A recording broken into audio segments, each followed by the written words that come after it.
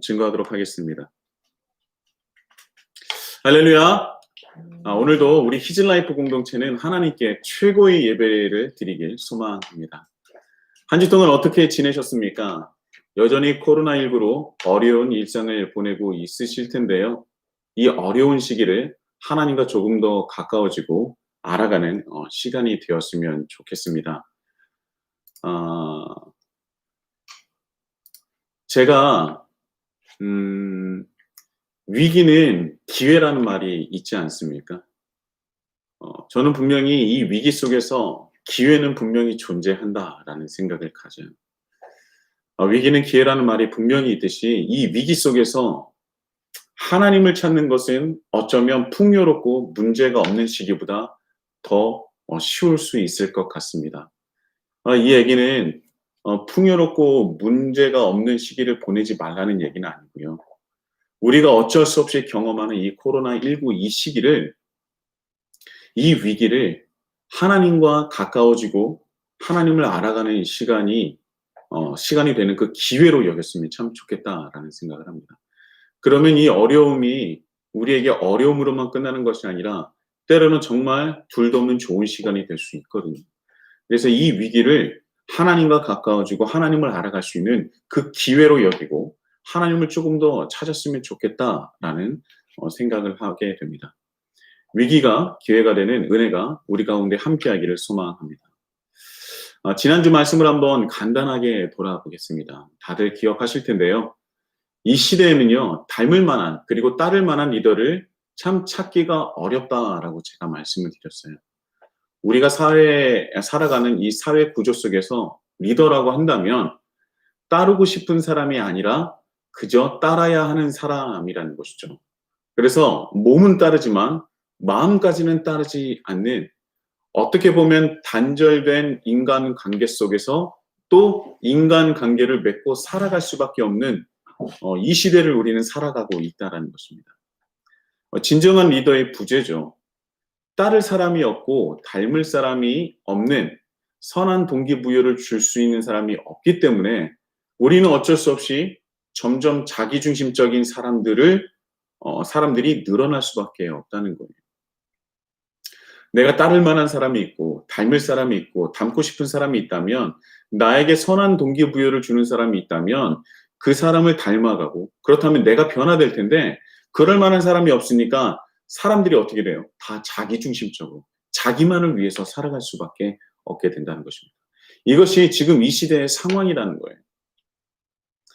이 시대에서 살아가는, 또 이 시대에서 리더라고 하는 사람들의 크게 두 가지 유형을 제가 말씀을 드렸었습니다. 이 첫 번째 리더 유형은요, 사람을 딛고 가는 리더예요. 그리고 두 번째는 사람을 세우는 리더라고 말씀을 드렸었습니다. 사람을 딛고 가는 리더는 첫째, 자신의 일에 집중을 잘한다는 거예요. 그런데 그 늘 마음 한구석엔 뭐가 있습니까? 조바심이 있죠. 그래서 주위에 있는 사람들의 점진적인 변화를 기다리지 못하고, 두 번째 특징, 그래서 늘 사람들의 잘못을 지적한다는 것입니다. 기다리지 못한다는 거예요. 그런데 세 번째 특징은, 근데 그런 사람들은 탁월한 능력은 가지고 있어요. 고등교육을 받았거나, 정말 그래서 그 탁월한 능력을 가지고 있지만 반대로 성품은 같이 가지지 못했다라는 특징을 가지고 있다고 했죠. 그래서 네 번째, 사람들을 자기의 필요에 따라 사용한다는 거예요. 그래서 필요할 때만 찾는다는 것이죠. 그리고 다섯 번째는, 그렇게 해서 성공을 한다면 그 성공을 나누는 것이 아니라 독점을 한다라고 말씀을 드렸습니다. 반대로 사람을 세우는 리더의 첫 번째 특징은요, 하나님의 일하심을 볼 줄 안다는 거예요. 그래서 사람이나 공동체의 문제점보다는 희망과 기대감을 더 가진다라고 했습니다. 두 번째, 그래서 사람에 대해서 기다리며 격려해주는 사람이 된다라고 말씀드렸죠. 세 번째는, 그런 리더는 균형 있게 성숙한 사람으로 제가 바나바를 예를 들었었습니다. 바나바는 성경에서 말하기를 착한 성품을 가지고 있는 사람이고 성령과 믿음이 충만한 사람이다라고 말씀하고 있다는 것이죠. 이 착하다라는 것은 착한 성품을 포함해서 악에 대해서 대적할 수 있는 그 능력까지도 포함한다고 말씀을 드렸었습니다. 네 번째는 사람의 잠재력을 볼 줄 알고 더 나아가서 그 사람과 함께하면서 다섯 번째 특징, 모든 것을 성공할 때에 성공을 독점하지 않고 성공을 함께 나누는 사람이라고 제가 말씀드렸었습니다. 여러분, 사람은요, 혼자 살아갈 수 없습니다. 그래서 사람과의 관계 속에서 어쩔 수 없이 살아갈 수밖에 없어요. 그래서 그 안에서 그 관계 속에서 우리는 누군가를 보고 배웁니다. 그런데 배울 사람이 없어서 자기중심적으로 그렇게 살아가는 사람을 보고 따라가는 거, 그것도 배우는 것이거든요. 그렇게 따라가든지 아니면 배울 만한 사람을 찾아서 내가 그 사람을 닮아가든지.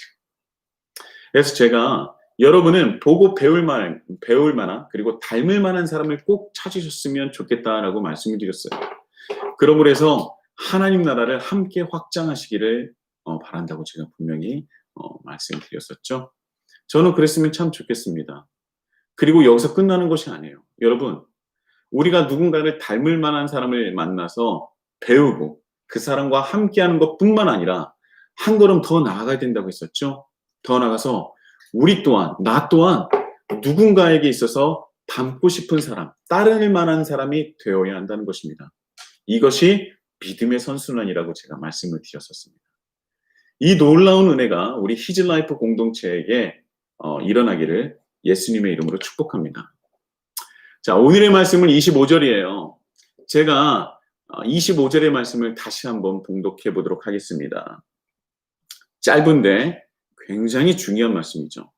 제가 봉독해 보겠습니다. 바나바가 사울을 찾으러 다소에 가서. 아멘. 이 말씀 그대로 바나바는요, 다소에 있는 사울을 찾으러 갑니다. 그런데 우리가 여기서 한번 생각해야 될 것은 무엇이냐면 사울은 왜 다소에 가 있었을까요? 우리가 잘 알듯이 사울은 원래 다소 출신이었습니다. 사도행전 22장 3절에 보면 사울이 스스로를 이렇게 말을 하고 있어요.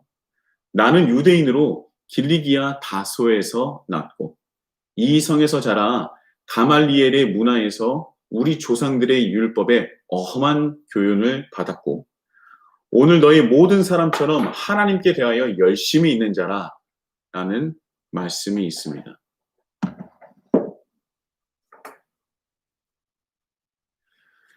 22장 3절의 말씀을 들으면 사울은 다소 출신이며 그곳에서도 남들에게 내세울 만한 가문 출신이고 품격 높은 교육을 받았다는 것을 알 수 있습니다.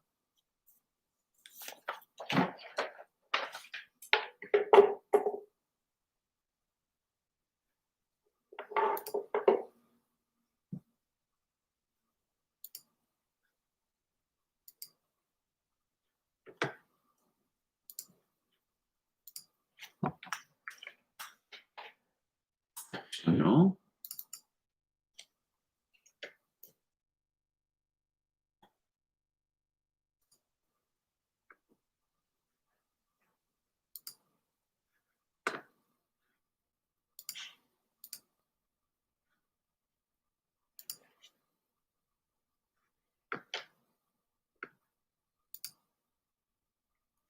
지금 저희 예배 드리시는 분이 있는데 끊겨가지고 잠시만 기다려주세요.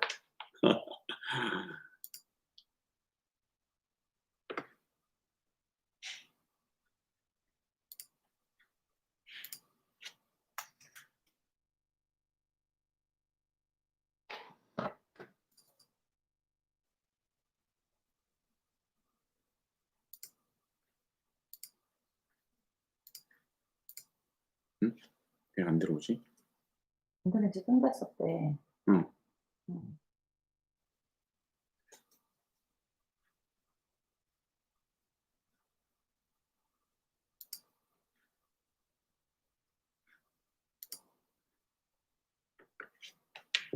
네, 들어오셨습니다. 네. 네. 어쩔 수 없어요. 인터넷으로 예배를 드리는 것은 이런 이 변수가 있을 수밖에 없습니다. 예. 잘 들리시면 시작하도록 하겠습니다.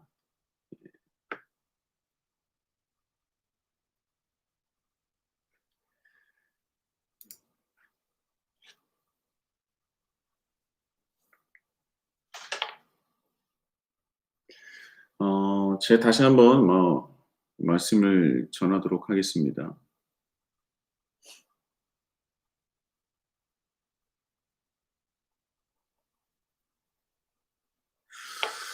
어, 22장, 사도행전 22장 3절에 말씀을 드리면 사울은 다소 출신이고요. 그곳에서도 남들에게 내세울 만한 가문 출신이고 품격 높은 교육을 받았다는 것을 알 수 있습니다. 그렇다면 사울이 다소에 있었던 이유는 자신의 고향이라서 다소에 있었던 것일까요? 아니면 사울이 다소에 머물렀었던 그 다른 이유가 있었던 것일까요? 사도행전 9장에 그 이유가 나옵니다. 사도행전 9장은 모두가 잘 알고 있듯이 사울이 예수님을 만나 변화된 말씀이 기록된 것입니다. 그가 회심했던 것이죠. 제가 사도행전 9장 26절부터 30절까지 봉독해 보도록 하겠습니다. 사울이 예루살렘에 가서 제자들을 사귀고자 하나 다 두려워하여 그가 제자됨을 믿지 아니하니 바나바가 데리고 사도들에게 가서 그가 길에서 어떻게 주를 보았는지와 주께서 그에게 말씀하신 일과 다메섹에서 그가 어떻게 예수의 이름으로 담대히 말하였는지를 전하니라. 사울이 제자들과 함께 있어 예루살렘에 출입하며 또 주 예수의 이름으로 담대히 말하고 헬라파 유대인들과 함께 말하며 변론하니 그 사람들이 죽이려고 힘쓰건을 형제들이 알고 가이사랴로 데리고 내려가서 다소로 보내니라. 아멘. 이 말씀을 제가 쉽게 말씀을 드린다면 사울이 다메섹에서 예수님을 만나 변화되었어요. 회심하였습니다. 그래서 예루살렘에 가게 되었죠. 그래서 제자들과 교제하고 함께하길 원했는데 제자들이나 다른 사람들이 그를 믿지 않고 배척을 했어요. 받아들이기가 쉽지 않았겠죠. 그때 사울이 회심하였음을 말해주고 중재해준 사람이 바로 있었는데 바로 그것이 바나바였어요. 이 초대교회 시대에는요, 보증인이나 후원자가 매우 중요했습니다. 왜냐하면 이 유대교와 예수님을 따르는 그리스도인들과 그 관계가 매우 심각했었고요. 출교와 또 종교 재판 등으로 목숨이 왔다 갔다 하는 일이 빈번했기 때문에 확실하지 않은 사람들을 받아들이기가 매우 힘든 시기였습니다. 그렇기 때문에 하물며 좀 전까지만 하더라도 자기들을 괴롭히고 가장 힘들게 했었던 그 원흉 사울을 어떻게 쉽게 받아들일 수 있었겠습니까? 그가 회심했다는 것을 믿을 수 없었을 뿐더러 믿고 싶지 않은 사람도 있었을 것입니다. 그런데 그때 바로 바나바가 사울의 보증인이 되어주고 후원자가 되어준 것이죠. 제자들은 사울은 믿지 못하는데 바나바는 믿을 수 있었기 때문에 또 믿을 수밖에 없는 사람이에요. 그러니까 사울을 받아줄 수밖에 없었던 상황이 된 것이죠. 바나바는요, 사울을 보며 그가 변했음을, 회심했음을, 주님께 돌아왔음을 알고 있었던 것입니다. 바나바는 사울을 보면서 이 첫 번째, 하나님의 일하심을 느꼈었던 거예요. 그들은 사람을 세우는 리더였기 때문에 사울을 보면서 하나님의 일하심을 느꼈던 것입니다. 또한 바나바는 사울의 그 변화함과 그 잠재력을 높이 평가하신 것이죠. 그렇게 바나바의 후원을 받으면서 예수님을 예루살렘 한복판에서 사울은 거침없이 전할 수 있게 된 것입니다. 물만한 고기처럼 예루살렘에서 엄청난 활약을 합니다.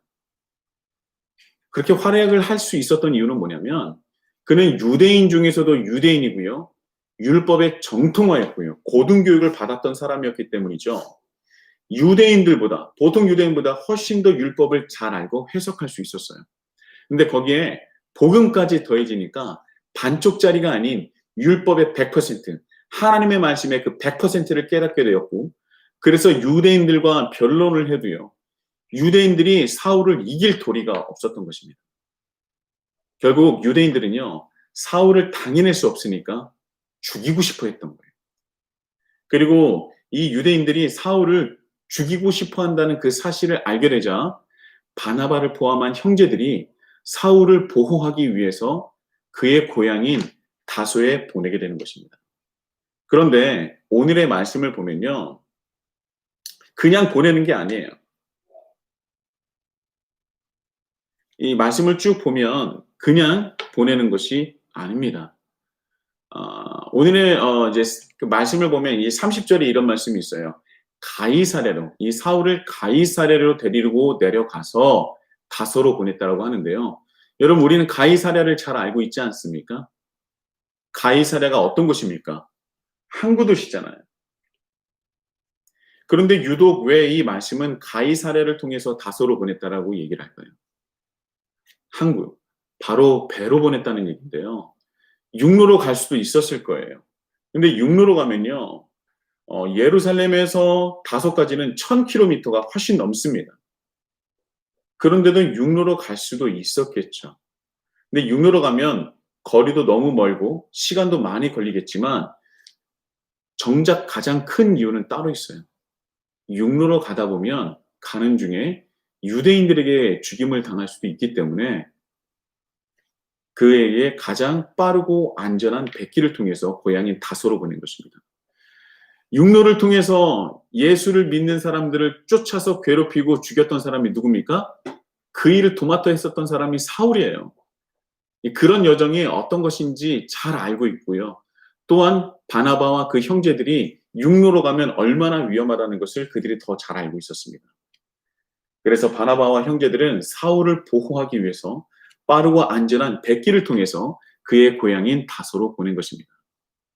이 다소는요, 사울에게 있어서 가장 안전한 곳이에요. 왜냐하면 사울은 다소 출신이잖아요. 그리고 그곳에서는 남들에게 내세울 만한 가문의 출신이에요. 유력한 집안이라는 것이죠. 다소에 가면 그곳에 유대인들이 있더라도 사울을 함부로 대할 수 없었을 것입니다. 그래서 사울을 가장 안전한 백길로 가이사랴를 통해서 다소로 보낸 것이죠. 그 말씀만 보더라도 사울을 향한 형제들의 사랑과 그 마음을 볼 수 있다는 것입니다. 예수님을 따르는 공동체가 자신들을 핍박했었던 사울을 100% 받아들였다고 할 수는 없었을 거예요. 그런데 그래도 받아줬다는 것 자체가 참 대단한 일이라고 저는 생각합니다. 자기들을 죽이려고 하고, 아니 죽였던 사람을 자신의 공동체의 일원으로 받아줬다는 것은 지금으로 봐도 가당치도 않은 일일 것이죠. 이 받아준 것 자체가 대단한 일인데요. 그런데 이 모든 것들이 가능했었던 일은 무엇이냐면, 일단 바나바가 보증을 했었고 후원을 해줬었기 때문에 가능했었고요. 또한 사울이 내 눈앞에 있었기 때문에 가능한 일이 아니었겠습니까? 만약에 이 꺼림칙했던 사람을 어쩔 수 없이 받아주는데, 그런데 그 사람을 내가 보지 않는다면, 내 눈 앞으로 보지 않는다면 그 마음을 유지하는 것은 쉽지 않았을 거예요. 이 사람과 사람의 관계는요, 살도 부딪히고 또 함께 지내야 유지되는 것 아니겠습니까? 우리가 흔히 말하는 것 중에 뭐가 있냐면, 몸이 멀어지면 마음이 멀어진다라는 것이 있어요. 이것을 우리나라 속담으로 알고 있는 분이 있는데요. 정확하게 말한다면 이 영어권에서 나오는 속담이라고 합니다. Out of sight, out of mind. 영어 속담을 한국말로 번역한 건데요. 그런데 이 동양에도요, 이와 비슷한 말이 있어요. 거자이소라는 그런 말이 있는데요. 죽은 사람은 시간이 지나면 날로 멀어진다라는 뜻을 가지고 있는 것입니다. 그러니까 뭐냐면 계속 눈으로 보지 않으면 그 관계는 점점 멀어진다라는 뜻을 가지고 있죠. 이 프랑스 속담에도요, 이와 똑같은 표현이 있습니다. 근데 제가 프랑스어를 보니까 읽어도 들어도 제가 따라할 수가 없더라고요. 그래서 도저히 발음이 되지 않아서 이 자리에서 할 수는 없지만 프랑스 속담에도 이와 같은 얘기가 있다는 것. 어떻게 보면 이 동서양을 막론하고 사람의 만남은 지속성이 있어야 그 관계가 유지된다는 것은 경험적으로 모두 다 알고 있다는 거예요. 장거리 연애는 어렵다. 군대 가기 전에 애인과 헤어져라. 부부는 떨어져 지내면 안 된다 등등이 바로 이 경험에서 나온 말들 아니겠습니까? 사랑과 관계는요, 함께 지내는 것이 필수적이에요. 몸이 가깝다 보면요, 정도 될 수 있고, 그 사람에 대해서 알아갈 수 있는 기회가 생기죠. 그런데 몸이 멀어지면요, 알 수도 없고, 또 그 관심 속에서 점점 멀어질 수밖에 없다는 것입니다. 그렇기 때문에 동서양을 막론하고 이 비슷한 말들이 전해져 내려오는 것이겠죠. 제가 지난 시간에도 말씀을 드렸지만 사울이 다소로 몸을 피한 뒤에 바나바가 사울을 찾아가기까지 적어도 몇 년의 시간이 걸렸다고 했어요? 10년의 시간이. 적어도 10년의 시간이 지났었다고 말씀드렸습니다. 이 10년의 시간이라는 것은요, 실로 어마어마한 기간이에요. 10년이면 강산도 변한다라고 하지 않습니까? 변하고 또 변할 수밖에 없는 시간이에요. 시간이 지나면 사람 관계뿐만 아니라 정말 많은 것들이 변합니다. 옷도 신발도 그렇게 좋아 보였던 집들도요, 10년이 지나게 되면 빛바래지는 것은 어쩔 수 없어요. 세월 앞에 장사 없다는 말도 있듯이 시간이 지나면 모든 것은 변하게 되어 있습니다. 그대로를 유지하는 것이 거의 불가능에 가깝죠. 하물며 인간관계는요, 더더욱 영향을 받지 않겠습니까? 10년이라는 시간은 사울에게 있어서도요, 굉장한 시간이었습니다. 일단 예루살렘에 있었던 사람들도 사울을 거의 잊었었겠고요. 사울 자체도 다시 예루살렘으로 돌아가고 싶어도 돌아갈 수 없었을 것입니다. 자기가 죽을 수도 있기 때문에도 그런 이유도 있었겠지만 시간이 지나면서 어떤 생각을 했겠어요? 자신을 받아줬던 그 사람들이 여전히 나를 반길까? 나를 받아줄까라는 생각을 했었겠죠. 원래 바나바가 없었다면 그 공동체에 들어가지도 못했을 텐데 내가 다시 돌아간다면 그들이 나를 받아줄 것인가? 또한 바나바는 이전처럼 나의 보증인이 되어줄 것인가?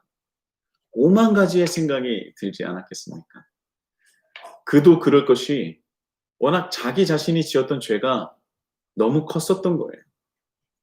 사울의 예전의 모습을 성경에서는 어떻게 표현하고 있냐면 사도행전 9장 1절에 이런 말씀이 있습니다. 사울이 주의 제자들에 대하여 여전히 위협과 살기가 등등하여 라고 전하고 있어요. 이 살기라고 표현한 푸호노스라는 헬라어는요, 살인하다, 도살하다라는 뜻을 가지고 있습니다. 보통 열심이 아니었던 거죠. 사람을 죽이는 것을 당연하게 또 자신의 의무와 능력으로 생각했던 사람이었어요. 그랬던 죄를 지었었던 사람이에요. 10년의 시간은요, 지난 날을 후회하면서 자신을 다시 찾아주길 바라고 또 바라는 그런 시간이 아니었을까 생각합니다. 10년이라는 시간이 너무 길었고요. 모든 것을 변하게 하는 시간이에요. 그 시간이 흐르면서 사울은 반쯤, 아니 모든 것을 포기했었을지도 모를 일입니다. 그런데요, 바나바가 그 10년의 시간을 깨고 자신을 찾아온 거죠. 얼마나 놀랐고 얼마나 기뻤겠습니까? 그냥 자기 안부를 물으러 온 것도 아니고 함께 예수님을 증거하며 동역하자고 찾아온 것이죠. 정말 감히 상상을 한다면 마치 가지고 싶었던 선물을 받은 그 어린아이처럼 기뻐하고 행복해하지 않았겠습니까? 제가 첫째 아이가 발이 커져서 맞는 신발이 없어서 신발을 사러 다녀왔습니다. 신발을 고를 때 와이프는요, 디자인이 중요해요. 그래서 참 디자인을 많이 이제 보는데 저는 별로 이렇게 디자인은 중요하다고 생각하지 않습니다. 저는 신발 사이즈에 집착했어요. 와이프는 디자인을, 저는 신발 사이즈에 집착한 거죠. 저는 오래 신어야 하니까 더 큰 것을 요구했고 와이프는 저보다는 너무 크지 않은 것을 원했습니다. 아무튼 이렇게 저렇게 옥신각신하다가 신발을 샀고 첫째 아이에게 저녁에 신발을 신어보라고 했습니다. 그가 신발을 신고 돌아다니는 그 첫째 아이의 그 웃음을 저는 잊지 못해요. 그 옆에 동생들이 있었기 때문에 뛸 듯이 기뻐하지는 못했지만 자기가 할 수 있는 최대한의 절제는 하고 있었지만 그 표정을 보면요. 그가 얼마나 행복하고 기뻐하는지 저는 알 수 있었습니다. 행동은 절제됐지만 입가의 미소는 얼마나 행복했는지 저는 알 수 있었거든요. 여러분, 정말 자신이 바라고 바라던 것이 이루어졌을 때는요. 남녀노소 불문하고 자신이 할 수 있는 표현할 수 있는 최고의 표현을 하면서 정말 행복해하고 정말 기뻐했을 것입니다. 여러분 한번 상상해 보세요. 10년 동안 오매물만 기다리고 있었던 그 기다렸던 존재가 나를 찾아온 거예요. 처음에는 왜 이제 왔냐고 또 원망했을 수도 있겠지만 그것이 얼마 가지 않고 얼싸안고 정말 반갑다고 정말 고맙다고 하지 않았겠습니까?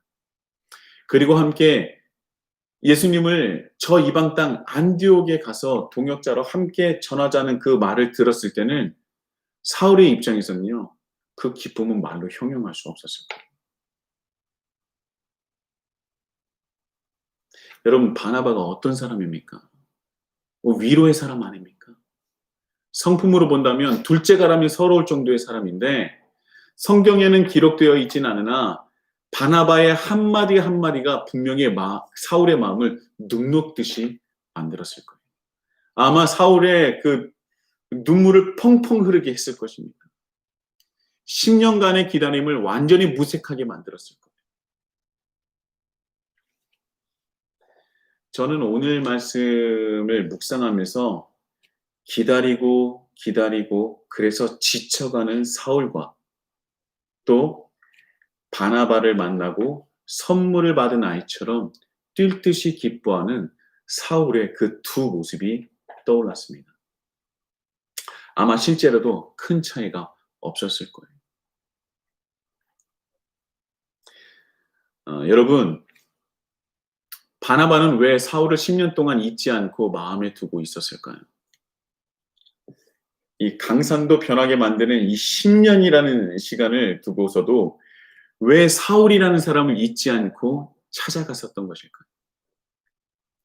바나바에게 있어서 10년의 시간은 사울을 잊었던 시간이 아니라 분명히 예루살렘은 사울에게 매우 위험한 곳이기 때문에 그를 보호하고 지켜주는 시간이었을 것입니다.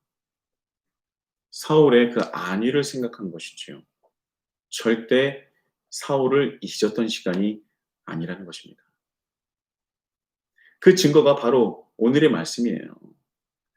예루살렘이 아닌 그 이방 땅 안디옥으로 파송되자마자 안디옥 지역의 상황을 살피고 바로 지체하지 않고 사울을 데리러 간 것입니다. 그렇다면 바나바는 왜 10년 동안 사울을 잊지 않을 수 있었습니까? 바나바는 어떤 사람이었기 때문에 어떤 사람이기에 10년 동안 사울을 잊지 않았던 거예요. 저는 그 이유를 바나바가 누구보다도 하나님을 믿었고 하나님을 따르며 하나님을 닮아가고자 노력하는 사람이었기 때문이라고 저는 생각합니다. 잊지 않는 것.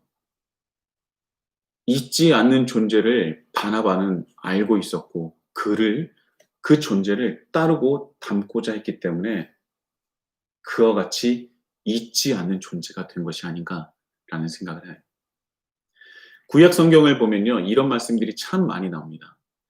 애굽 땅 종되었던 집에서 너희를 인도하여 낸 하나님 여호와임을 잊지 말라. 잊지 말아라. 특히 이 말씀은 신명기에 집중되어 있는데요. 신명기는 가나안 땅 목전에서 이제 요단강만 건너면 가나안 땅으로 들어가는 거예요.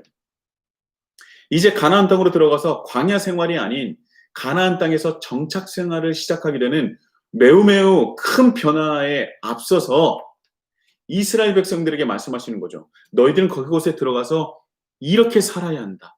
어떤 마음과 어떤 정신을 가지고 살아야 하는지를 가르치고 당부하는 말씀이 신명기에 가득하다는 것입니다. 그런데 그 말씀 중에 하나님께서 지속적으로 말씀하시는 것이 무엇이냐면 나를 잊지 말라. 나를 잊지 말라. 나를 잊지 말라고 지속해서 반복적으로 말씀하고 계세요. 여러분, 하나님께서 자기 자신을 잊지 말라고 하시는데 그 말씀 속에 그 말씀 저변 밑에 깔려있는 전제가 무엇이냐면 나는 너를 절대 잊지 않아 라는 것입니다. 다시 말해서 나는 너를 절대 잊지 않아. 나는 너희를 창조한 자로 너희를 절대 잊을 수 없어. 아니, 잊지 못해. 그러니까 너희도 제발 나를 잊지 말아라 라고 하신 것이죠. 하나님은요, 이스라엘 백성에게 있어서 또 지금을 살아가는 우리에게 있어서 늘 잊혀지는 존재였습니다. 수많은 사람의 자기 합리화와 하나님과 관계없는 삶, 필요할 때만 찾는 그 반쪽짜리 신앙으로 하나님은 우리에게 있어서 쉽게 찾고 또 쉽게 잊혀지는 존재였습니다. 그런 관계, 그런 하나님과의 관계를 기록한 것이 바로 구약 성경이에요. 잊지 않는 존재와 늘 있는 존재. 그래서 하나님은요, 우리에게 나는 너를 잊지 않아. 나는 너를 늘 기억하고 있어. 그리고 기다리고 계시는 하나님을 구약 성경은 기록하고 있는 것입니다. 우리는 하나님을 쉽게 잊어요. 우리 삶 속에서 하나님을 쉽게 찾기도 하지만 쉽게 잊기도 합니다. 그래서 우리는 하나님을 많이 오해하는 것 같아요. 저도 부끄럽지만 목사이지만 하나님을 오해했던 적이 있습니다. 십계명을 보면 딱딱하고 규칙을 어기면 늘 벌하실 준비가 되어 있는 하나님을 생각했어요. 이것을 지키지 않으면 너 죽어. 너 혼날 줄 알아. 이 정도로 저는 엄하시고 무서운 분으로 하나님을 생각했었습니다. 그래서 하나님의 사랑을 표현할 때 구약을 인용한 적이 거의 없어요. 그런데요, 제가 다시 목사지만 하나님을 다시 만나고 하나님이 어떤 분인지 어떤 마음으로 우리를 바라보고 계신지를 느낀 뒤에 십계명을 보면 엄하시고 벌하실 준비를 하고 있는 분이 아니라 한없이 우리와 함께 하시길 원하시고 우리와의 온전한 관계를 누구보다도 원하시는 분이라는 것을 제가 깨닫게 되었습니다. 그 누구보다도 우리와 함께 하시고 싶어하는 하나님의 그 마음이 느껴진다는 거예요. 하나님은 절대 우리를 잊지 않으십니다. 우리를 기억하시고 늘 기다리신다는 것이죠. 그래서 하나님은 이렇게 말씀하세요. 나를 잊지 말아라. 나를 잊지 말아라.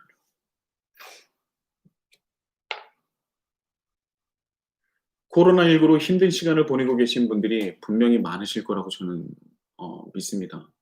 외롭고 견디기 힘들고 경제적으로나 심적으로 매우 힘든 시기를 보내고 있으시다면 이 시기에 하나님을 한번 찾아보세요. 하나님은요, 여러분을 만나기 위해서 수십 년을 기다리고 계신 하나님입니다.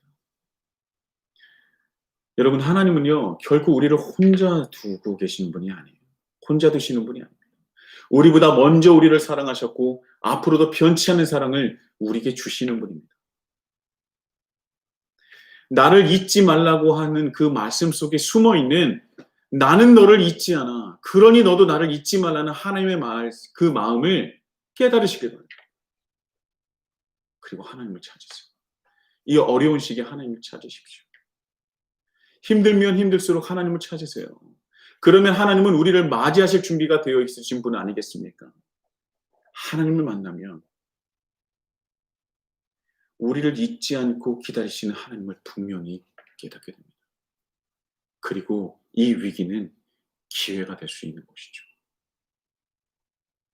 하나님을 찾으세요.